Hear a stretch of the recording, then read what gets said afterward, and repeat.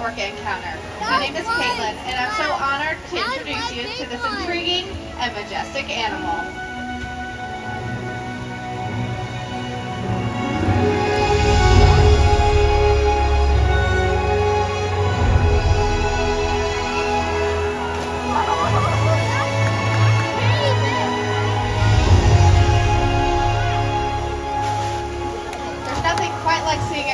Up close and learning about them and their natural behaviors. We hope this Orca Encounter gives you a greater understanding of these incredible animals and all that they represent. Come and go.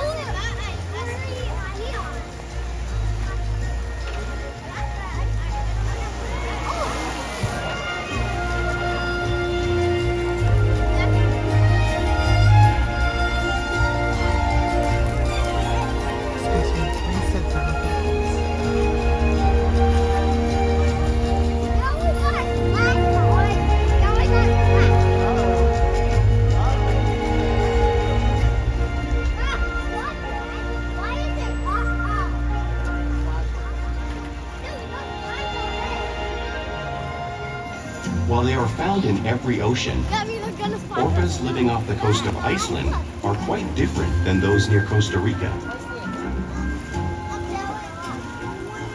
In fact, there are at least 10 types or ecotypes of killer whales. An ecotype describes the differences between killer whale size, physical form, prey, social structure, and habitat. As you can see, the differences are subtle, but noticeable when compared side by side. Orcas are adapted perfectly to their environments. And even the whale's black and white coloration has a purpose. It camouflages the outline of their bodies in the water, making it easier for them to surprise and catch their prey.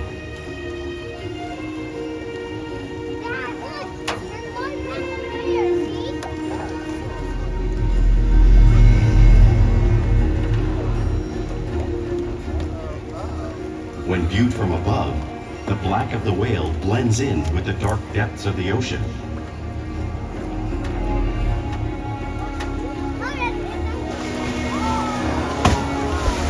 When viewed from below, the orca's white bellies match the brighter surface of the water, blending with the light above, giving them the perfect camouflage.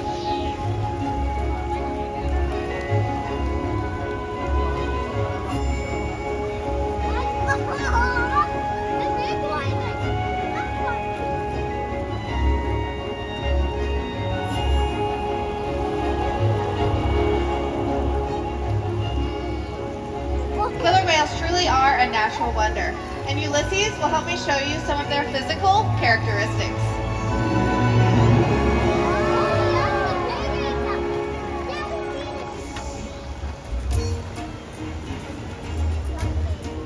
Their blowhole is perfectly designed for getting a quick breath of air at the surface of the water. Even the location of their eyes works to their advantage. It looks like it's in that white oval eye patch, but that's a visual distraction. It's actually in the black area in front of the white patch, camouflaged from grasping prey. The fin on the whale's back is called a dorsal fin. It helps to stabilize them while they swim and to regulate their body temperature. There is no bone or muscle structure inside of it, so sometimes you may see it curve. The flippers on either side of the whale's body are called pectoral flippers and are mainly used for steering and stopping. There are 5 bony digits inside them, just like the human hand.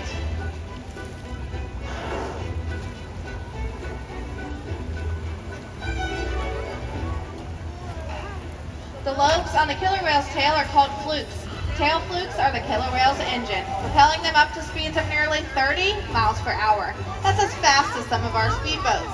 But they swim the fastest and use the most power when they're propelling their nearly 10,000-pound bodies all the way up and out of the water.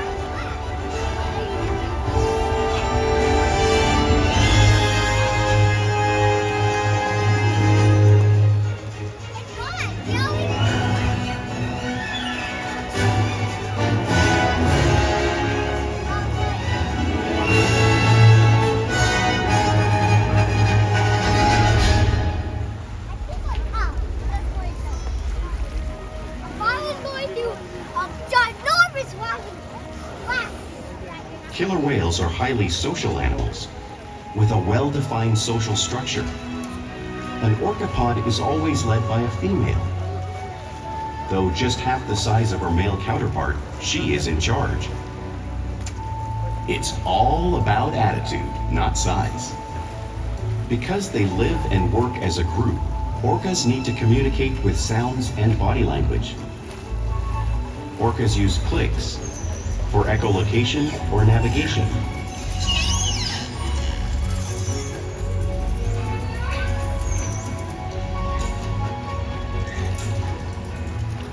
Whistles to socialize in the pod. And calls for group coordination and hunting.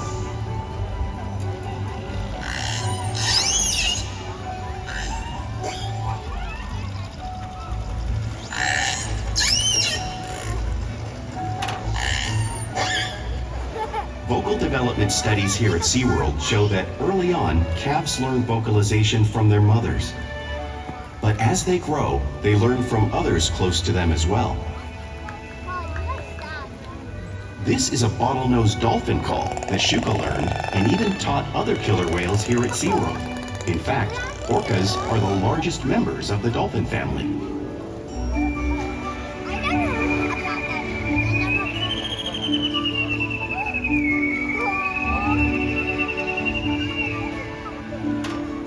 Whales here and in the wild use vocalization to communicate all the time. Like all animals, killer whales use body language as part of their communication. A pectoral slap can be used to show dominance or to get noticed. For example, a mother might use a pec slap to get her calf's attention.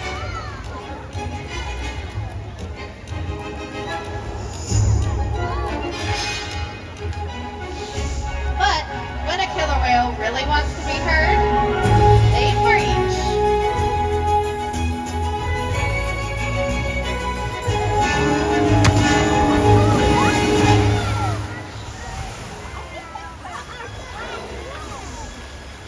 Spy hopping is how killer whales get a better view of their surroundings and coordinate while they hunt.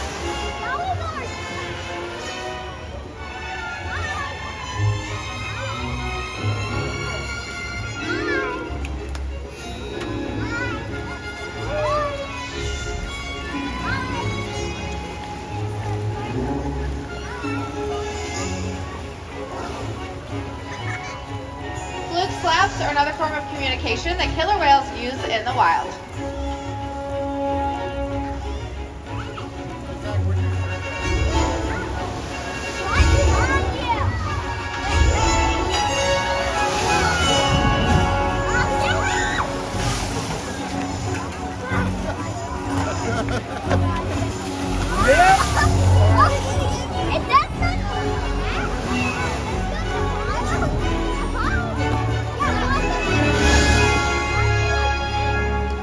Killer whales are excellent communicators, so it's no surprise they're at the top of the ocean's food chain.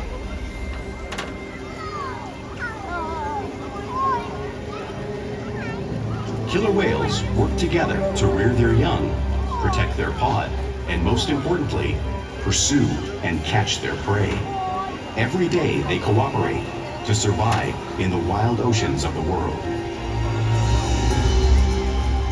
The orca's hunting techniques are as varied as the whales themselves. Norwegian killer whales will circle herring, herding them together. The whales use sounds to coordinate with each other and to disorient the herring. With the fish confused and contained, the whales stun them with their powerful tail flukes, making for an easy meal.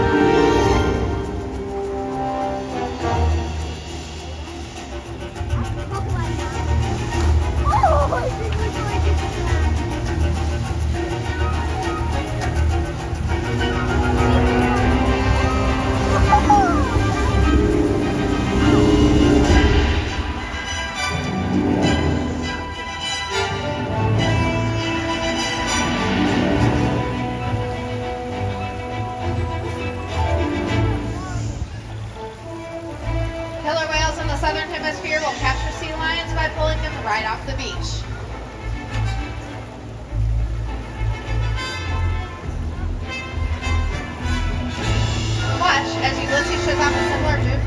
behavior right here at the slide out.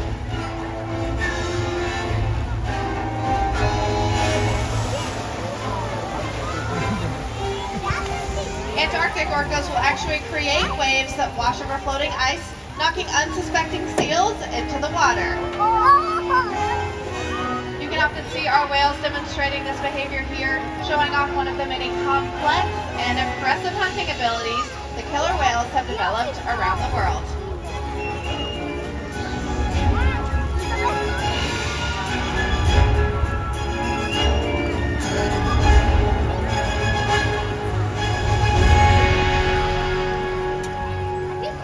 Now you just saw these waves crashing in front of you, but you really can't imagine just how much water is displaced until you feel it firsthand. Luckily, we have two very brave volunteers who are going to come down and feel the power of the killer whale tail fluke and experience that 55-degree salt water. So, are you guys ready? Yeah? Alright. Alright, come on down here. I'm going to have you sit on that blue box. You're going to be our seals for the day. Alright, you can get on that other side. Alright. Let's see. Looks like we're going to have Ulises heading your way. Okay, don't worry. He only weighs about 10,000 pounds. So it's only going to be like a really small wave, probably. Okay, we'll see what we get. Okay. Making his way. Okay, here comes the whale. And here comes the wave.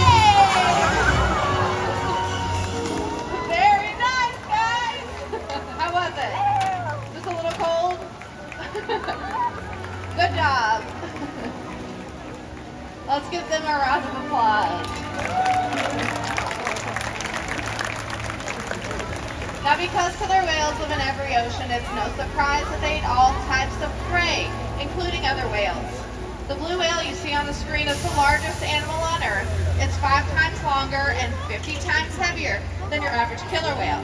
So how does a whale the size of a killer whale take down a whale that size in the wild? It's all possible because killer whales are the ultimate team players. In this example, we see the larger male orcas surround a sperm whale, forming a perimeter, while the females continue to drive the whale forward until it reaches exhaustion. The calves then move in to join the adults in the group. Whatever their prey, killer whales always cooperate and hunt together, making them a highly successful predator.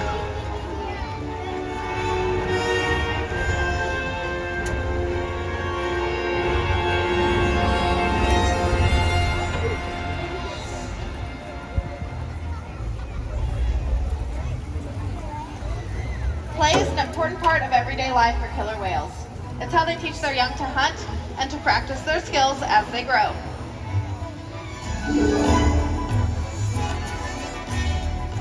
Orcas spend lots of time interacting and showing off their playful side, both in the wild and right here in SeaWorld.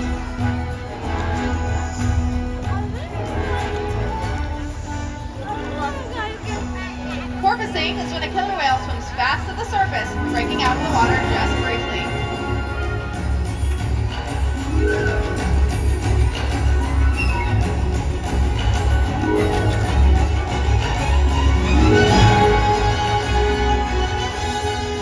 You'll often see them doing this when catching a ride in the wake of a boat, or even when surfing in a wave.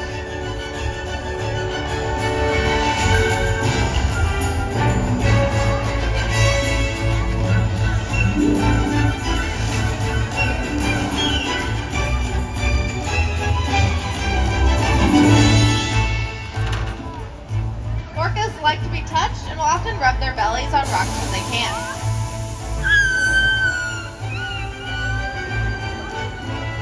We often see our whales doing this here, just like the whales in British Columbia would.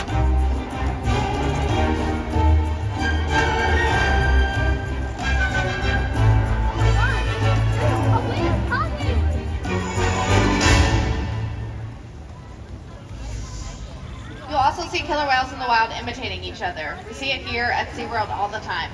The whales are constantly mimicking and learning from one another.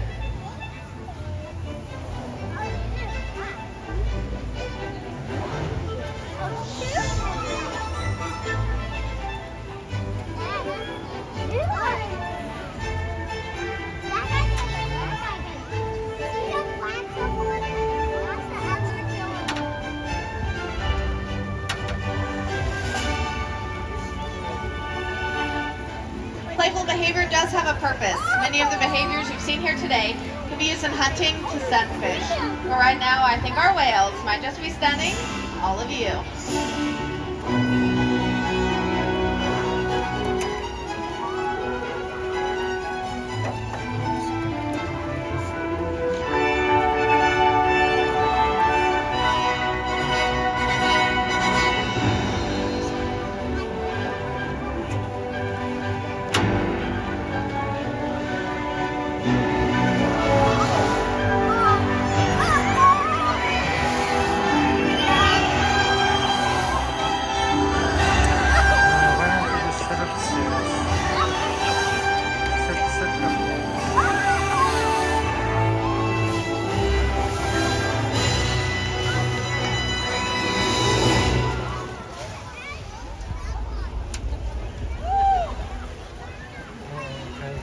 We interact with our whales all day, every day, allowing us to share trusted relationships and provide optimal health care, research, and quality of life.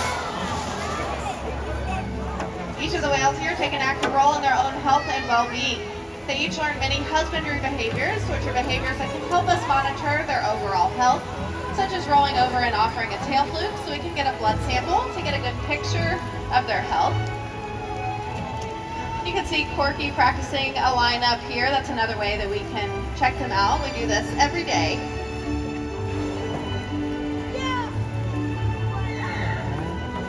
Our whales will also slide up onto a scale.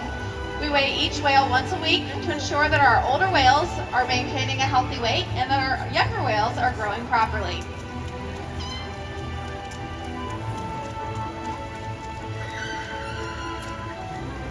We can even take a breath sample from their blowholes. These types of behaviors are only possible because of the relationships that we've built day after day right here at SeaWorld.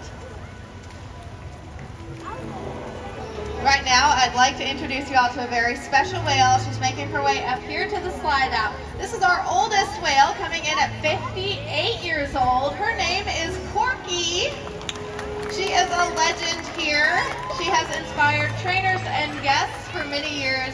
She is known for her very sweet personality, and she's often one of the very first whales that newer trainers here get to build a relationship with. We encourage all the whales every day to learn new things, to engage and stimulate their minds. Diet, exercise, and of course play help keep these whales in great shape.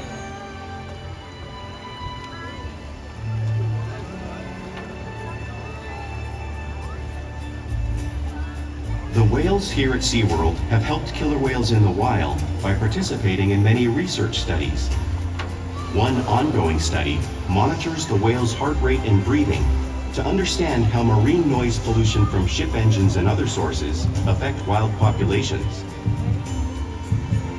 In another study, scientists from NOAA, the National Oceanic and Atmospheric Administration, took measurements of the killer whales living here, including pregnant whales. By comparing these measurements with drone footage of killer whales in the wild, scientists are able to monitor the wild population's nutritional and reproductive states. Other research has been done here at SeaWorld on the mother whale's milk composition. This research will help create an effective model to understand how toxins in the ocean impact wild killer whales and their milk supply. What we learn from the whales in our care every day is actively helping whales in the wild survive. And just by being here today, you've supported our rescue, research, and conservation efforts all around the world. If we work together, like the killer whale, we can protect the future of the Orcinus orca and this beautiful planet that we all share.